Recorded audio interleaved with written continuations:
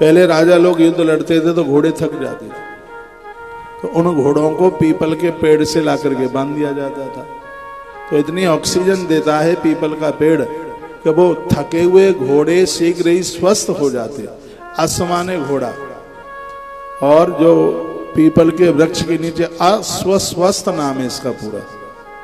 इस पीपल के वृक्ष का नाम है अश्वस्वस्थ, लेकिन उसको एक संस्कृत के दृष्टिकोण में कुछ छिपाकर कुछ प्रकट करके उसको अस्वस्थ कह दिया गया। अस्वस्थ, जो बीमार है वो भी ठीक हो जाए, जिसके नीचे जो कमजोर है वो भी बलवान हो जाए, ऐसा प्रभाव इस पीपल के पेड़ का है। ब्रह्मचर्य रतो भक्त्या मत्स्यादृशमाप्नुयात्। ब्रह्मचर्य साधना के साथ यदि कोई 40 दिन की कोई साधना पीपल के वृक्ष के नीचे कर लेता, उसे सिद्धियां चल गया। गुरु मंत्र सिद्ध हो जाता है इस वृक्ष के नीचे। पीपल हरारत को दूर कर देता है, ऐसा पेड़ है। श्वास की बीमारियां खत्म हो जाती हैं इसके नीचे। पीपल के वृक्ष के नीचे लेट बाथरूम गंदगी ना करें बिल्कुल भी। पीपल का वृक्ष बिल्कुल स्वस्थता के लिए, हमारी रोगता को दूर करने के लिए, हमें ज्ञान का भंडार से भर देता है, ऐसा दूत है। ऐसे वृक्ष के नीचे भगवान के बंधन पूजन का, यज्ञ यजन का, जप करने का बहुत बड़ा महत्व है। पंचाक्षर प्रभावेण लोक वेदमेर से आप ओम नमः शिवाय इस मंत्र को भी इसके नीचे आप सिद्ध कर सकते हैं। इतनी अद्भुत महिमा। यदि किसी ने 5 वर्ष, पंचवर्षाणी 5 वर्ष यदि किसी ने पीपल के वृक्ष की पूजा कर ली तो 3 देवताओं का एक साथ धरती पर दर्शन होगा। पक्का पक्का पक्के वाला। 5 वर्ष यदि किसी ने तब पीपल के वृक्ष के नीचे कर लिया, और वह है विधाता ब्रह्मा और भगवान विष्णु और है भगवान रुद्र देवता भगवान, उनकी है इतनी अद्भुत कृपा, बिल्कुल बरस जाएगी। एक बार जयकारा लगाइए, बोलो बांके बिहारी लाल की जय हो, श्री हनुमान जी महाराज की जय हो, जय जय श्री राधे श्याम। आज मैं आपको एक व्रत बताने के लिए जा रहा हूं जो मैंने शिव महापुराण में पढ़ा है। ये कौन सा व्रत है?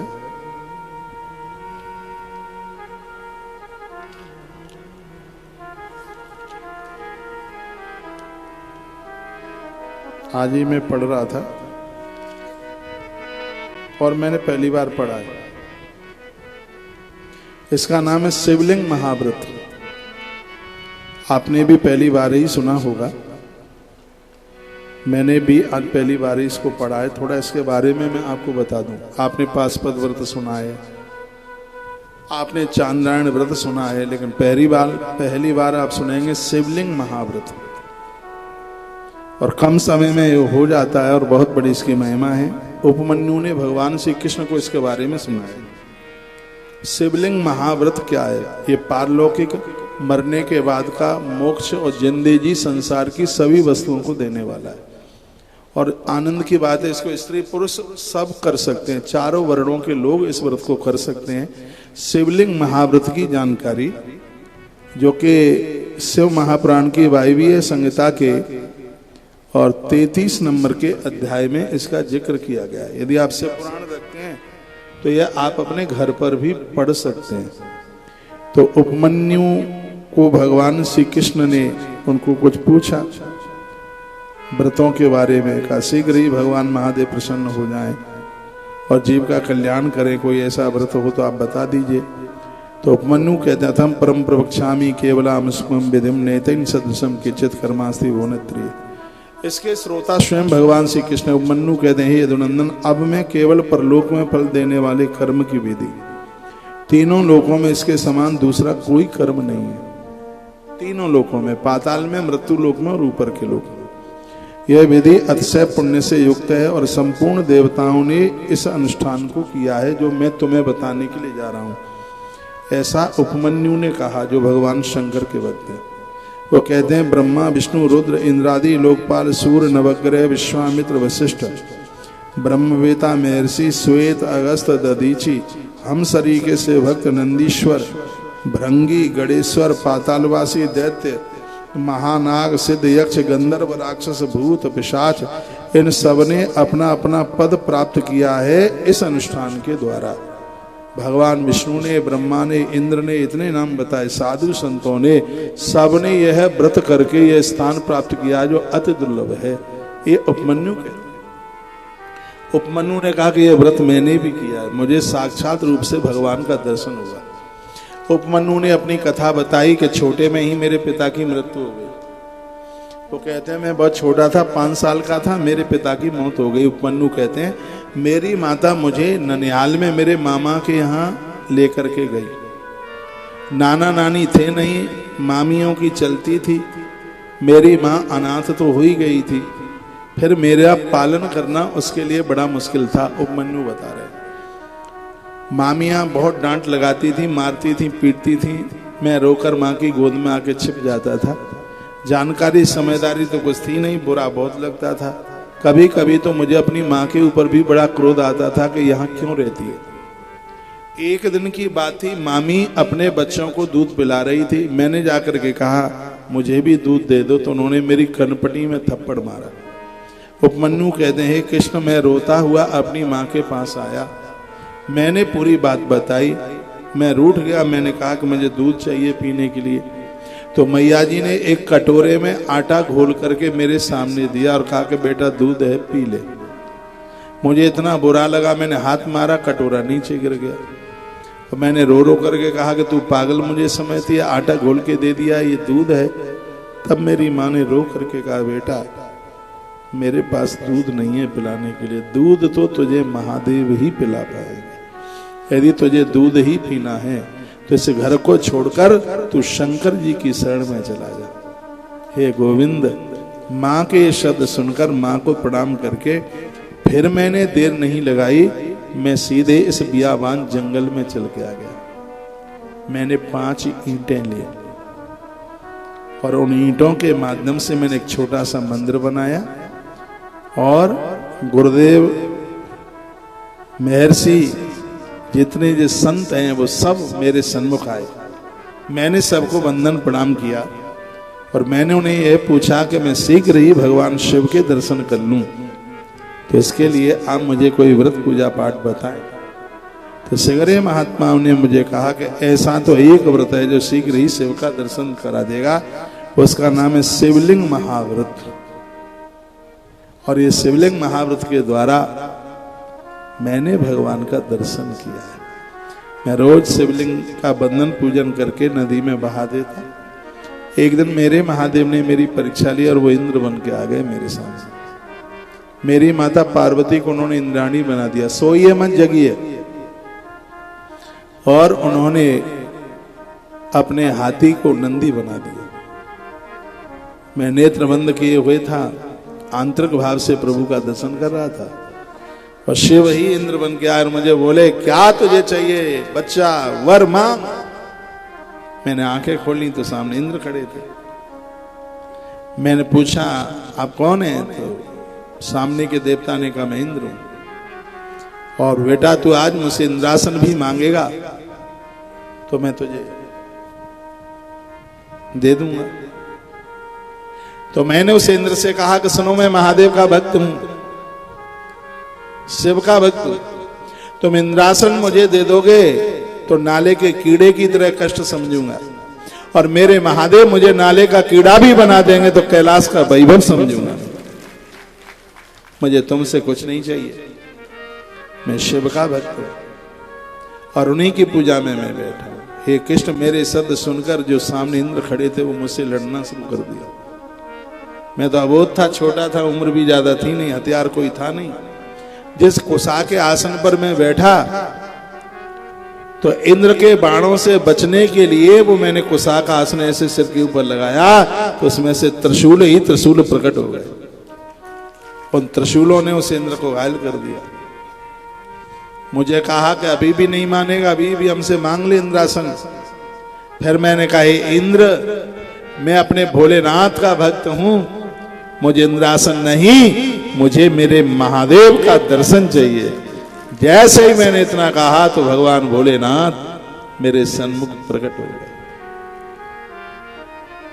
माता भगवती जगदम्बा मेरे सामने प्रकट हुई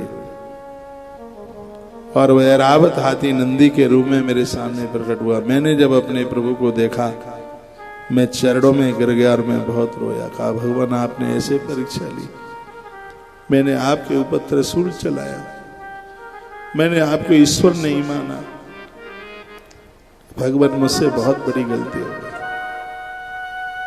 महादेव ने मुझे गले लगा लिया और कहा, बेटा वरदान मांगो। मैंने कहा, भगवान आपका दर्शन हो गया, अब कुछ नहीं चाहिए।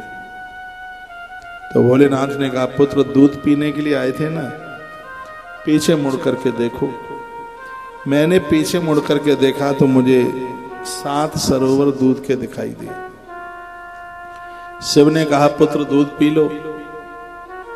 मैंने कहा, भगवान मैं तृप्त हो गया, मुझे अब आपके अलावा कभी कुछ नहीं चाहिए, बस आप। भगवान भोलेनाथ ने कहा, पुत्र तूने शिवलिंग महाव्रत किया है, जो इस व्रत को करता है वह मुझे गणेश कार्तिकेय से भी ज्यादा प्रिय है। मैं तुझे आशीर्वाद देता हूं और वरदान देता हूं कि आने वाले द्वापर में स्वयं नारायण धरती पर परमात्मा के रूप में प्रकट होंगे, द्वारका उनका धाम होगा। और वह तुम्हें ढूंढते ढूंढते इस निर्जन वन में चल करके आएंगे।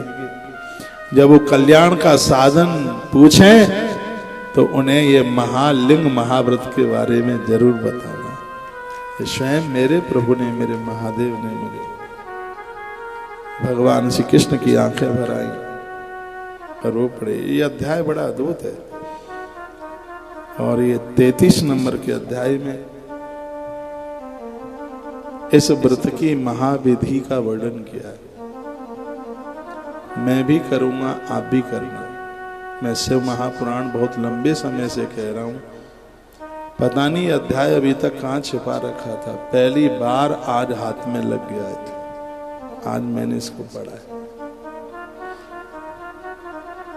ठाकुर जी के चरित्र तो अपार हैं, जिंदगी भर पढ़ते सुनते रहो तो पूरे ना हो पाए।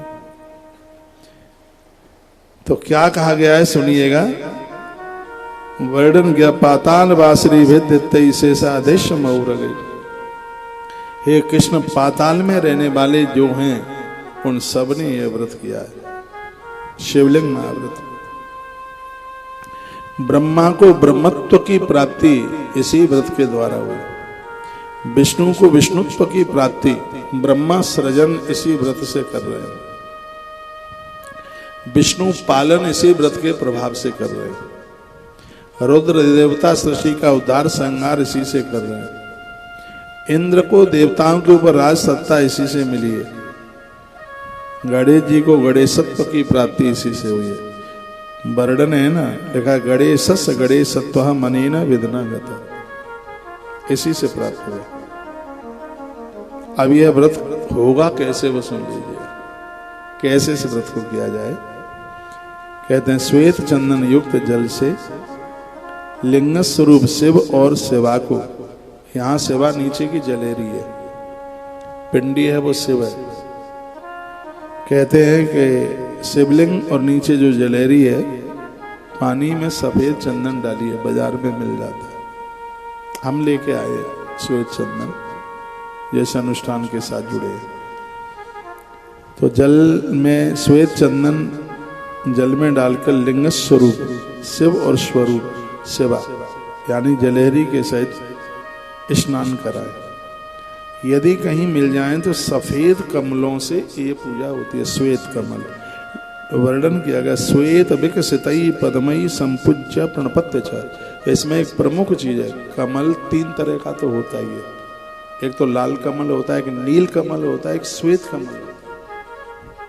तो यह पूजा श्वेत कमलों के द्वारा 5 मिल जाए, 7 मिल जाए, 11 मिल जाए, 21 मिल जाए और ज्यादा मिल जाए, श्वेत कमल इसके लिए तैयार की जाए और वो बंद ना हो, खुले हुए हों, विकसित हो गए हों खिल करके। फिर कहते हैं कि लिपि पुती धरती पर गैया के गोबर से धरती को लीपें और वहां पर उन कमल के फूलों से एक आसन बनाइए। शक्ति हो तो रत्नों का बनवा लो, सोने का बनवा लो, नहीं तो फूल मिल जाए उनसे पद्मासन कहते हैं। पद्म आसन यानी कमल का आसन। कमल के फूलों से गौ माता की लिपी हुई धरती पर, गैया मैया के गोबर से धरती को लीप करके धरती का दोष समाप्त हो जाता है, ऐसे हमारे ग्रंथों में लिखा है। कमल के केसरों के मध्य भाग में अंगूठे के बराबर, जैसे आप ये रख दें कमल के फूल, तो उसका जो बीच का जो भाग है कहा गया है उसमें शिवलिंग की स्थापना करें। छोटी सी कोई प्लेट लेने, उसमें नीचे चावल बिछा लें, उसके ऊपर फिर आप छोटा सा शिवलिंग आप रख दीजिएगा। वह सर्वगंध में और सुंदर, बहुत सुंदर, चटका पुटका ना हो, ठीक है। और उसे दक्षिण भाग में स्थापित करके, पूर्व पश्चिम उत्तर दक्षिण 4 दिशाएं होती हैं, तो मान लिया जाए ये है पूरब और मेरी पीठ के पीछे है पश्चिम। सुन लिए, ये बातें कोई नहीं बताएगा। मेरे बाएं हाथ पर है उत्तर और मेरे दाहिने हाथ पर है दक्षिण। तो दाहिने हाथ पर रखिए, दक्षिण हाथ पर उसको आप रखिए। किसको? शिवलिंग को, जो पूजा का स्थान तैयार किया है। कमल के फूलों से जो आपने आसन बनाया है, तो वहां उन्हें स्थापित करें। फिर कहते हैं कि 108 बेल पत्रों के द्वारा विशेष रूप से इनकी पूजा होती है। कटे फटे बिल्कुल भी ना हो, साफ सुथरा करके उनको सभी बेल पत्रों के ऊपर ओम शब्द उसके ऊपर लिखिएगा। फिर उसके दक्षिण भाग में ही, अगर बाजार में मिल जाता है, पश्चिम भाग में मेनसिल नाम की कोई चीज होती है, पंसारी के यहाँ मिल जाती है। उसके उत्तर भाग में चंदन और पूर्व भाग में हरिताल चढ़ाएं।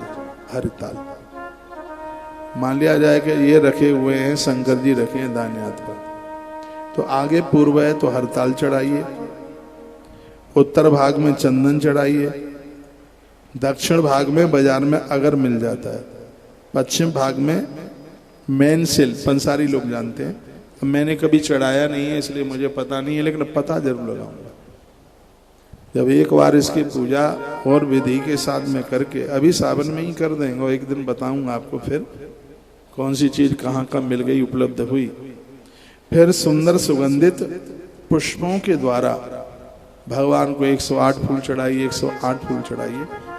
हर फूल के ऊपर दिव्य मंत्र हो, पंचाक्षरी ओम नमः शिवाय। और याद रखना, गुरुदेव के मुख से मंत्र सुना है तो ओम नमः शिवाय जप सकते हो, नहीं तो खाली नमः शिवाय ही जपना पड़ेगा। और नमः शिवाय और ओम नमः शिवाय में इतना अंतर है जितना 1 रुपए में और 1 करोड़ रुपए में जितना अंतर होता है, उतना ही अंतर है। इसलिए मंत्र गुरु मुख से सुना जाता है। धूपम कृष्णा गुरुम दद्या सर्वतस्य सुसंगुलम। कहते हैं कि सब और काले अगर बाजार में मिल जाता है, गूगल की धूप देने की इसमें महिमा है। बाजार में मिल जाती है धूप, उसकी धूप दें। अत्यंत महीन और निर्मल वस्त्र भगवान को चढ़ाए, पिंडी के ऊपर बिल्कुल महीन चढ़ाए। और सबसे और बड़ी बात है, इसमें रस खीर या गौ माता के दूध की खीर, उसमें घी डालना ना भूले। मैं श्लोक बोले देता हूँ। पायसम घृत सम्मिश्रम घृत दीपांश दापयेत। कहते हैं इसमें खीर का भोग लगता है, उसमें घी डाला जाता है। घी के दीपक जला करके रखें, मंत्र उच्चारण पूर्वक सबको चढ़ा करके फिर इसमें 5, 7, 21, 51, 108 परिक्रमा लगाई जाती है भगवान की। सर्व नैवेद्य मंत्रेण ततो गच्छत प्रदक्षिणाम 14 नंबर का श्लोक है, घर भी आप पढ़ सकते हैं। इसमें परिक्रमा लगाई जाती है। प्रणम्य भक्ता देवेशम स्तुता चांते क्षमापयेत। बाद में भक्ति भाव से क्षमा याचना मांगी जाती है। तत्पश्चात शिव पंचाक्षर मंत्र से संपूर्ण उपहारों सहित तो वह शिवलिंग भगवान शिव के मंदिर में समर्पित किया जाता है। जहाँ कहीं शंकर जी है ना, महादेव का कोई प्राण प्रतिष्ठित मंदिर है, तो वहाँ पुजारी जी से कह करके और वही कटोरी में वह शिवलिंग ओम नमः शिवाय जपते हुए।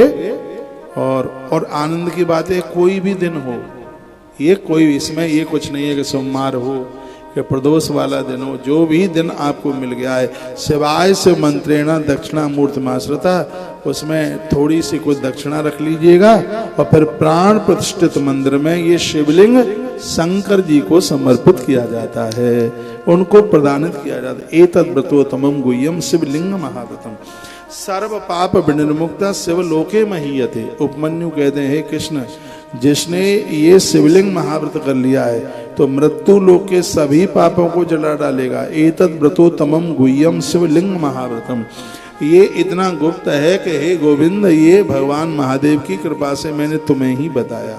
शिवलिंग महाव्रत की ये इतनी बड़ी महिमा, भक्तस्ते समाख्यातम न देयम यस कस्यचित्, जो अभक्त हैं, जो शंकर जी के भक्त नहीं हैं, उन्हें ये कथा कभी भी नहीं सुनानी चाहिए, इस व्रत के बारे में कभी भी नहीं बताना चाहिए।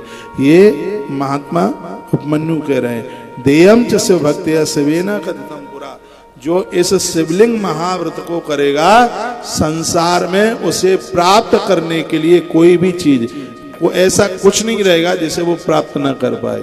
यम यम चिंतते कामम, वो जो जो सोचेगा भगवान शिव उसे बिल्कुल पूरा कर देंगे। जलेरी के ऊपर शिवलिंग, इसमें लगा अंगूठे के बराबर, ये नहीं कि इतना बड़ा आप ले जाए, जितना बड़ा आपका अंगूठा है इतना ही बड़ा शिवलिंग, और इस विधि से उसकी पूजा करके और उसको मंदिर में आप समर्पित करके आ जाएं, प्राण प्रतिष्ठित मंदिर में समर्पित करके आवें, तो कहते हैं कि ये शिवलिंग महाव्रत घोर गरीबी का नाश करता हुआ और अंत में भक्त को भगवान के चरणों तक पहुंचा देता है। इसे कहते हैं शिवलिंग महाव्रत, जो कि श्री शिव महापुराण की वायवीय संहिता के उत्तरखंड के अध्याय नंबर 33 में इसकी विधि और इसकी महिमा का वर्णन किया गया।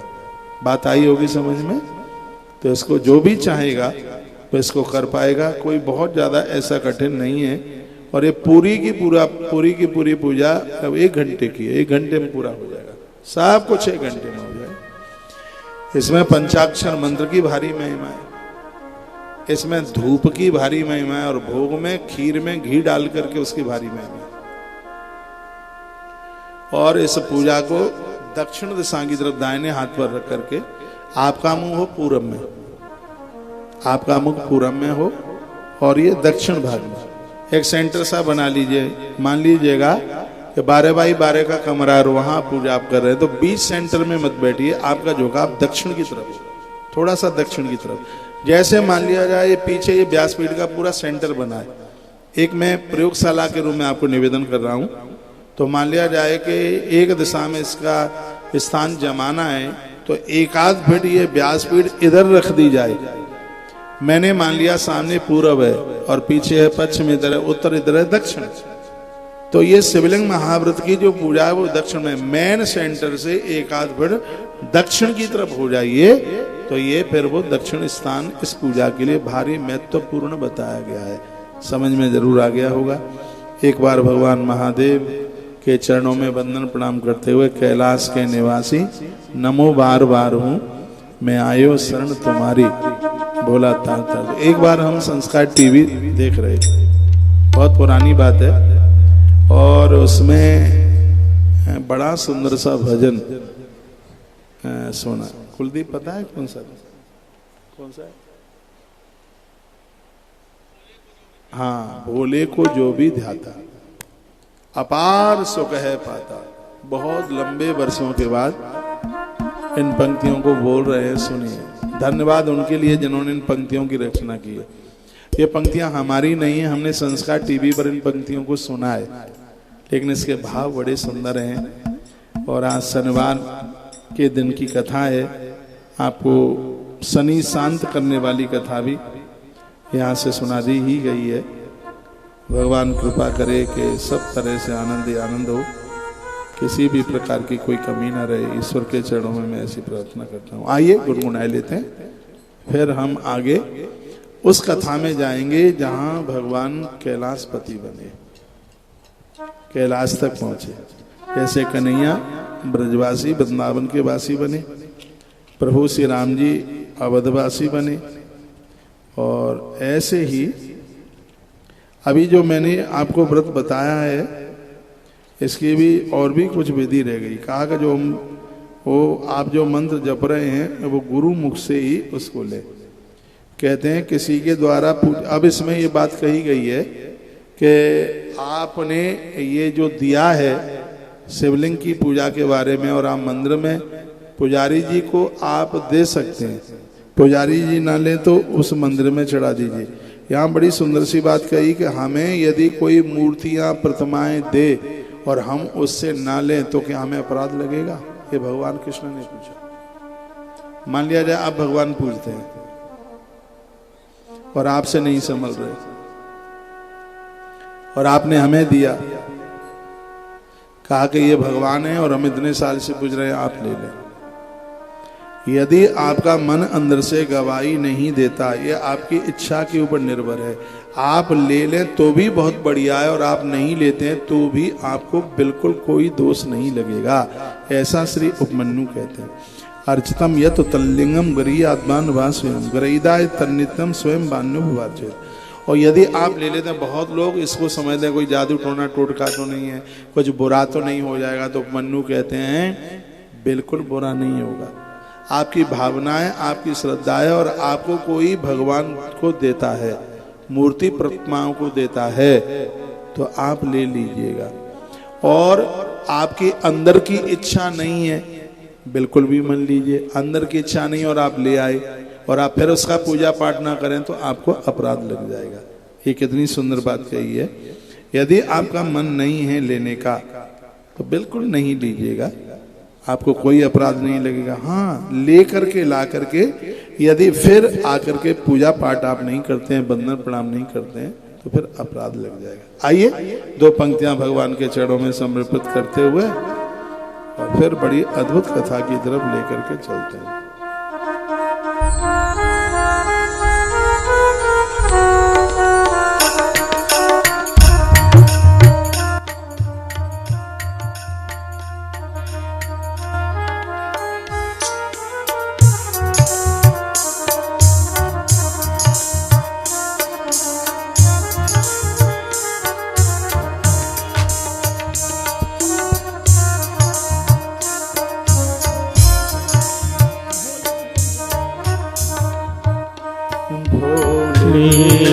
को जो विधाता वो अपार सुख है पाता।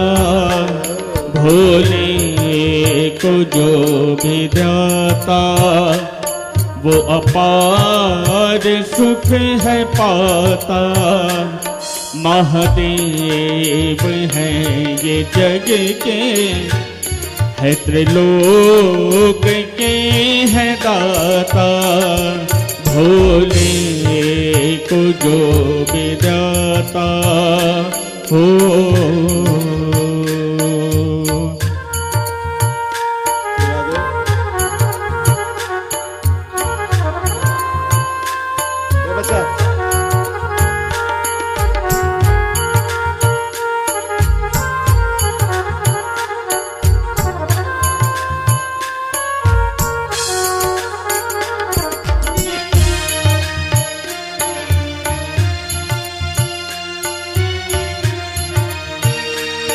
शिव सृष्टि के अधिकारी, हर भाग